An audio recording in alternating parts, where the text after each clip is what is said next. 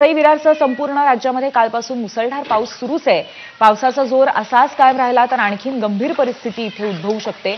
किती प्रचंड मोठ्या प्रमाणात पाणी साचलंय घरांमध्ये आणि ते तुंबून राहिलंय हे आपण या दृश्यांमध्ये बघू शकतो।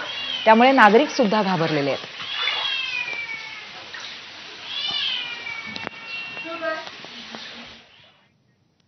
नांदेड इथे असनाळ गावात झालेल्या ढगफुटीनंतर मदत कार्यासाठी सैन्य दलाला पाचारण करण्यात आलंय। सैन्य दलाची एक संपूर्ण तुकडी हसनाळ गावाकडे मदत कार्यासाठी रवाना झाली आहे। सैन्य दलांच्या तुकडीची दृश्य एबीपी माझाच्या हाती लागली आहेत, तीच आपण बघतोय। रविवारी मध्यरात्री झालेल्या ढगफुटी सदृश्य पावसामध्ये या गावातील 5 जण वाहून गेले होते।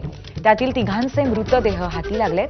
अजूनही दोघांचा शोध सुरू आहे आणि याच अनुषंगाने आढावा घेतलाय आमच्या प्रतिनिधींनी।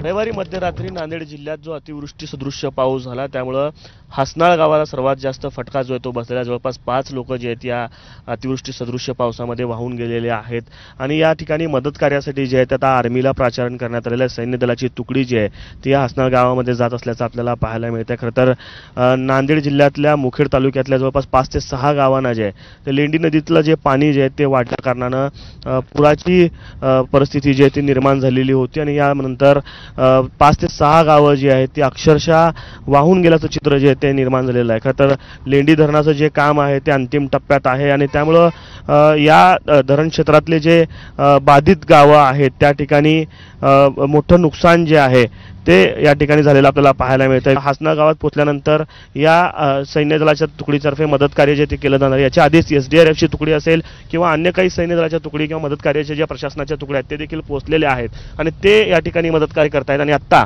सैन्य दलाची तुकडी जी आहे ती या हसनाळ गावामध्ये मदत कार्यासाठी पोहोचलेली असताना आपल्याला पाहायला मिळतंय। कॅमेरा पर्सन अयुब कागदीसह आफताब शेख, एबीपी माझा, मुखेड, नांदेड। पावसाचा आणि त्याचबरोबर इतर बातम्यांचा वेगवान आढावा